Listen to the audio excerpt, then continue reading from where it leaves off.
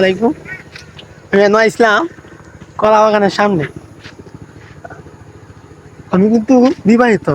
আমার স্ত্রী গতকাল বললাম যে আমি এক জায়গায় কিছু কলা থৌড়া দেখে আইছি, যেগুলো দিয়ে তুমি অনেক কিছু করতে পারো। ও আমার বলছে তাহলে নিয়ে আসো গা। আমি আইছি যে দিঘা, তো তাই যেহেতু দেখে গেছি তখন হয়তো বা থাকতে পারে। মানে আইসি আছে একেবারে, দেখলাম 6টা কলার তোড়া, যেগুলা এই যে রাস্তার পাশেই এক সাইডে আর কি তুলে দিছে। তোড়াগুলো অনেক সুন্দরই দেখা যাচ্ছে, যা আমি নিবার জন্য আসছিলাম।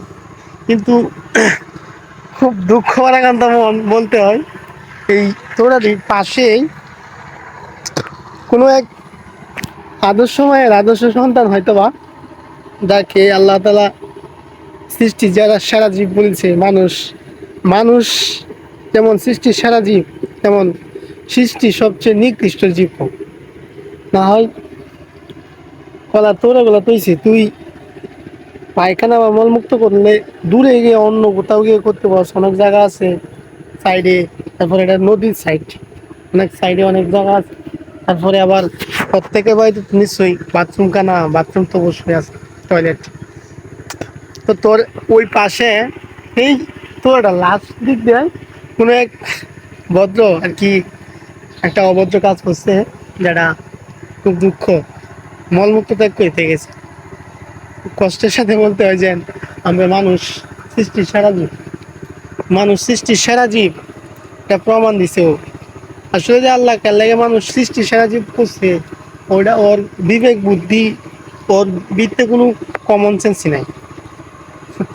বলতে গেলে একটু রাগান্বিত ভাবে বলতে গেলে ও ও কোনো মানুষের খাতারই না।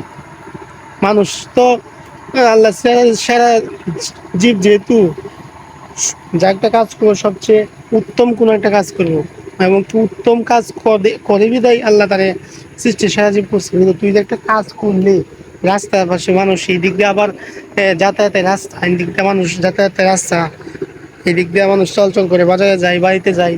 তো এটা তো মানুষের জন্য একটা ভোগান্তি, এবং কি কষ্টের বিষয়, দুর্গন্ধ ছড়াবে।